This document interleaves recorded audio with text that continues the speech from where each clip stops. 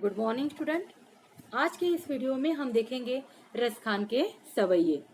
रसखान के द्वारा जो भी काव्य रचनाएं की जाती है उसे सवैये कहा जाता है। जैसे पिछली पोएम वाक में हमने लल्ले दत्त के द्वारा जो काव्य रचना की गई है उसे वाक कहते हैं, ऐसा देखा था। कबीर के द्वारा लिखे गए जो काव्य रचनाएं हैं वो दोहे कहलाते हैं।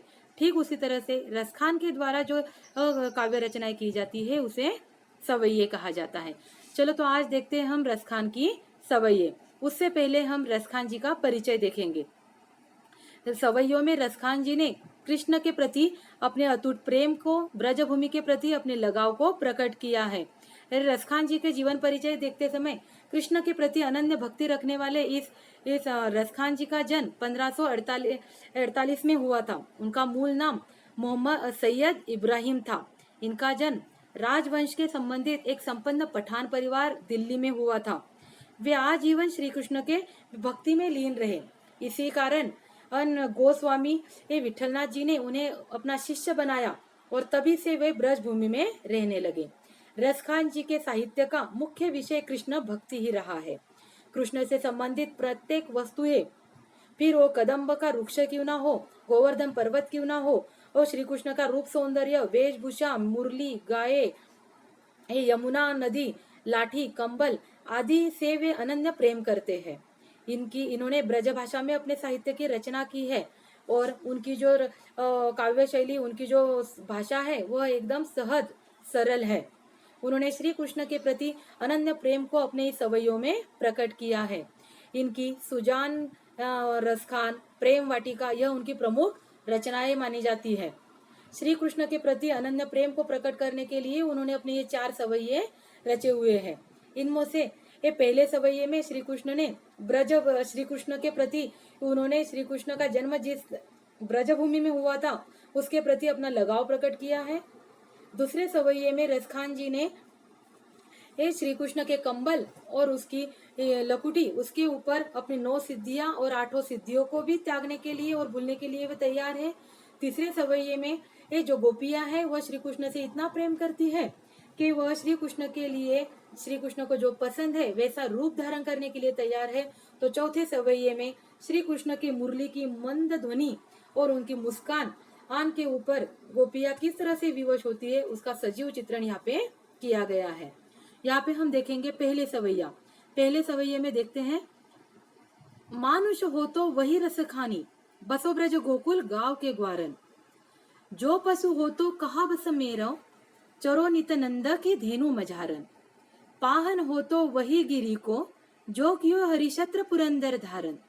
जो खग हो तो बसेरा करो, मिली कालिंदी कुल कदम्ब की डारन। यहाँ पे मानुष, मानुष का मतलब है मनुष्य, वही मतलब वहां, बसो मतलब बसना, और ग्वारन का मतलब ग्वालों के बीच में। जो पशु, पशु का मतलब है पशु, पशु का मतलब है पशु, पशु मतलब गाय बैल, जो पशु होते हैं वो पशु। बसमेरो, बसमेरो का मतलब है वश, मतलब मेरा वश नहीं रहेगा। चरो मतलब चरना, नित का मतलब है हमेशा, और नंद धेनु का मतलब है गाय, और मझारन का मतलब है बीच में। देखो यहाँ पे रसखान जी कहते हैं, मानुष हो तो वही रस खानी, बसो ब्रज गोकुल गांव के ग्वारन। कृष्ण की लीला भूमि ब्रज के प्रति अपना लगाव प्रकट करते हुए एक कवि कहता है कि अगले जन्म में यदि मुझे मनुष्य का जन्म मिलता है तो मैं गोकुल गांव में ग्वालों के बीच रहना निवास करूं। मतलब अगर मुझे मनुष्य का जन्म मिले तो ऐसा जन्म दो कि मैं ग्वालों के बीच में निवास कर सकूं। साथ में जो पशु हो तो कहा बस मेरो, चरो नित नंद की धेनु मझारन। इसका मतलब अगर मुझे पशु का जन्म मिलता है तो मेरा कोई जोर नहीं चलेगा, मेरा कोई खुद पर वश नहीं रहेगा, फिर भी मैं नंद बाबा के गायों के बीच में चरना चाहता हूँ। आप यहाँ पे देख सकते हो कि श्री कृष्ण को गायों को चराना बहुत पसंद था। गायों के बीच में रहकर ही वो गायों को चराना चाहते थे। तो ठीक उसी तरह से रसखान कहते हैं, अगर मुझे मनुष्य का जन्म मिले तो मैं ग्वालों के बीच में रहना निवास करना चाहता हूँ, और अगर मुझे पशु का जन्म मिले तो मैं नंद बाबा के गायों के बीच में ही रहना चाहता हूँ। और आगे कहते हैं पाहन हो तो वही गिरी को जो कियो हरिशत्र पुरंदर धारण। पाहन, पाहन का मतलब है पत्थर, गिरी मतलब गोवर्धन पर्वत, हरिशत्र मतलब छाता, पुरंदर मतलब इंद्र देवता। जो खग हो तो बसेरा करो, खग, खग का मतलब है पक्षी, बसेरो मतलब बसना, कालिंदी, कालिंदी मतलब यमुना नदी, और कदम्ब मतलब एक प्रकार का वृक्ष, और डारन मतलब उसकी शाखाएं।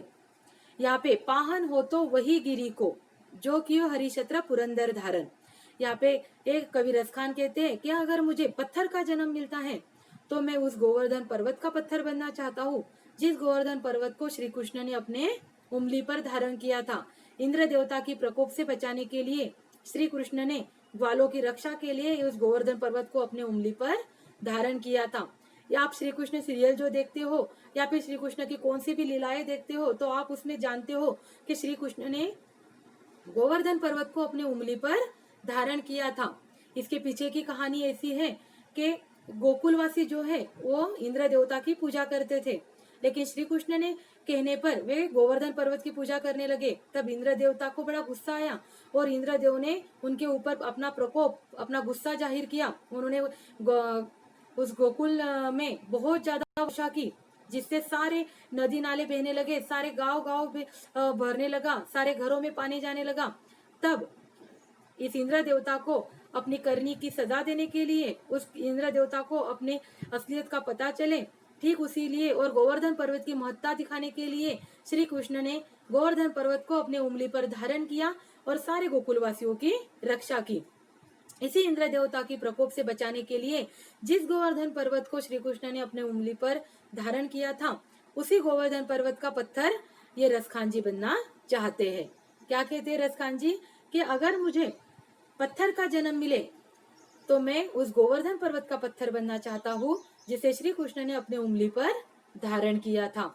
आगे वे कहते हैं कि जो खग हो तो बसेरा करो मिली कालिंदी कुल कदम्ब की डारन।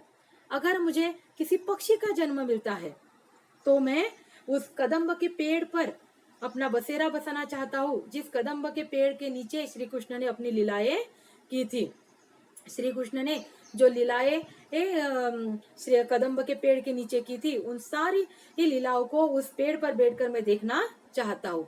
इस प्रकार से कवि ने कहा है पहले सवैये में कि अगर मुझे मनुष्य का जन्म मिलता है तो मैं ग्वालों के बीच में निवास करना चाहता हूँ। अगर मुझे पशु का जन्म मिलता है तो मैं गाय बनकर गायों के बीच में चरना चाहता हूँ। अगर मुझे किसी पत्थर का जन्म मिलता है तो मैं गोवर्धन पर्वत का पत्थर बनना चाहता हूँ जिसे श्री कृष्ण ने अपने उंगली पर धारण किया था। और अगर मुझे किसी पक्षी का जन्म मिलता है तो मैं यमुना नदी के तट पर जो कदम्ब वृक्ष है उस वृक्ष पर अपना बसेरा करना चाहता हूँ, ताकि श्री कृष्ण ने उस वृक्ष के नीचे जो भी लीलाएं की थी वो सब मैं देख सकूं। आगे अपने सेकंड नंबर के जो सवैया है उसमें श्री कृष्ण की कंबल और लकुटी के ऊपर किस तरह से रसखान जी अपने सारे ये तीनों लोगों का सुख, करोड़ों रुपए के महल कुर्बान करने के लिए तैयार है, न्योछावर करने के लिए तैयार है, यह हम देखते हैं। यहाँ पे आप देख सकते हो, या लकुटी और कामरिया पर राज तिहुपुरु को ताजी डारो, आठों सिद्धि नो निधि के सुख नंद की गाई चराई न बिसारो, रस खान कबो इन आखिन सो ब्रज के बन बाग तड़ाग निहारो, कोटिये कल धोत के धाम करिल के कुंजन ऊपर वारो। या लकुटी अरु कामरिया, यहाँ पे लकुटी, लकुटी मतलब लकड़ी, और अरु का मतलब है और कामरिया का मतलब है कंबल, पर राज त्यू, त्यू मतलब तीनों लोगों का सुख, ताजी डारो मतलब उनके ऊपर न्योछावर करना, उसका त्याग करना। यहाँ पे कवि कहते हैं श्री कृष्ण से जुड़ी हुई सारे वस्तुओं के प्रति अपना प्रेम प्रकट करते हुए रसखान जी कहते हैं कि जिस लाठी और कंबल को लेकर श्री कृष्ण गायों के पीछे गायों को चराने के लिए जाता था, उसी लकड़ी और कंबल के लिए मैं तीनों लोगों का सुख भी त्यागने के लिए तैयार हूँ। आठों सिद्धि नौ निधि के सुख नंद की गाई चराई न बिसारो। आठों सिद्धि मतलब 8 प्रकार की सिद्धियां और 9 निधि मतलब 9 प्रकार की विधि निधियों को, सुख मतलब सुख आनंद, नंद की गाय चराए न बिसारो, बिसारो मतलब भूल जाना। अगर मुझे नंद बाबा की गायों के बीच में नंद बाबा की गायों को चराने के लिए मिल जाए तो उसके बदले मैं अपने 8 सिद्धियों को और 9 निधियों को भी भूलने के लिए तैयार हूँ। क्या कहा उन्होंने? वे कहते हैं कि लकुटी कमरिया, अगर मुझे श्री कृष्ण की इस लकुटी और कंबल अगर मिल जाए तो मैं अपने तीनों लोगों का सुख भी त्यागने के लिए तैयार हूँ और अपनी 8 सिद्धियों को और अपनी 9 निधियों को भी भूलने के लिए तैयार हूँ। रस खान कबो इन आखिन सो, ब्रज के बन बाग तड़ाग निहारो। मतलब रस खान कबो ही ना आखिन सो मतलब आंखों से, ब्रज के बन ताग तड़ाग, वन का मतलब है वन, बाग का मतलब है बगीचा और तड़ाग का मतलब है तालाब और निहारो का मतलब है निहारते रहना। रसखान जी कहते हैं कि मैं ब्रजभूमि पर स्थित जो बाग है, जो बगीचे हैं और जो तालाब है उनको देखते रहना चाहता हूँ। वहां पे श्री कृष्ण ने जो लीलाएं की थी वो अपने आंखों से देखना चाहता हूँ। कोटिये कलधोत के धाम करिल के कुंजन ऊपर वारो। कोटिक, कोटिक मतलब करोड़ों। कलधोत, कलधोत मतलब सोना। धाम का मतलब है महल, धाम का मतलब है महल। करिल, करिल मतलब एक प्रकार का वृक्ष है। और कुंजन और ऊपर वारो, कुंजन मतलब लता। यहाँ पे रसखान जी कहते हैं कि श्री कृष्ण के गायों के बीच में अगर मुझे रहने के लिए मिल जाए तो मैं 8 सिद्धियों को और 9 निधियों को भी भूलने के लिए तैयार हूँ। ठीक उसी तरह से वे कहते हैं कि अगर उस ब्रज भूमि पर स्थित तालाब, वन और वनों को देखना मैं चाहता हूँ और मैं इन करिल के कुंजों के रहने के बदले हजारों सोने के जो महल है, ये जो आप देख सकते हो यहाँ पे चित्र में आप देख रहे हो कि किस तरह से श्री कृष्ण का वृंदावन ब्रजभूमि कितनी सुंदर है। वहाँ के वृक्ष, तालाब और वहाँ के वन बगीचे कितने सुंदर है। इन सब में वे रसखान जी निवास करना चाहते हैं और इन सब के लिए वह अपने तीनों लोगों को त्यागने के लिए तैयार है। और वो साथ में वो कहते हैं कि इन सब के लिए मैं अपने महल, करोड़ों रुपए के महल जो है उसको भी त्यागने के लिए तैयार हूँ। किसके लिए? ये एक करिल के कुंजन के लिए, मतलब जो लताएं हैं उस लताओं से घेरे हुए जो वृक्ष है उस करिल के वृक्ष पर रहने के लिए, उसके आसपास रहने के लिए वह अपने करोड़ों रुपए के सोने के महल भी त्यागने के लिए तैयार है। इस प्रकार से रसखान जी ने अपने इस 2 सवैयों में श्री कृष्ण के प्रति अपने अपार प्रेम को प्रकट किया है, श्री कृष्ण के सारे वस्तुओं के प्रति अपना अपार प्रेम प्रकट किया है। इन दोनों सवैयों में हमें अनुप्रास अलंकार ज्यादा से ज्यादा देखने को मिलता है। आप यहाँ पे देख सकते हो, नंद की गाय चराई न बिसारो, यहाँ पे भी अनुप्रास अलंकार है। ब्रज के बाग तड़ाग निहारो, ब यहाँ पे ब का ब स्वर की पुनरावृत्ति हुई है। और हमें अनुप्रास अलंकार कब आता है? जहाँ पे भी जिस स्वर की पुनरावृत्ति बार बार होती है वहां पे अनुप्रास अलंकार होता है। ठीक उसी तरह से यहाँ पे करिल के कुंजन ऊपर वालो, यहाँ पे क इस स्वर की पुनरावृत्ति हुई है। ब्रज के बन बाग तड़ाग निहारो, यहाँ पे ब की पुनरावृत्ति हुई है। इस प्रकार से यहाँ पे अनुप्रास अलंकार हमें दिखाई देता है। आगे की जो 2 सवैये हैं मैं आगे के वीडियो में आपको बताऊंगी। ठीक है, थैंक यू।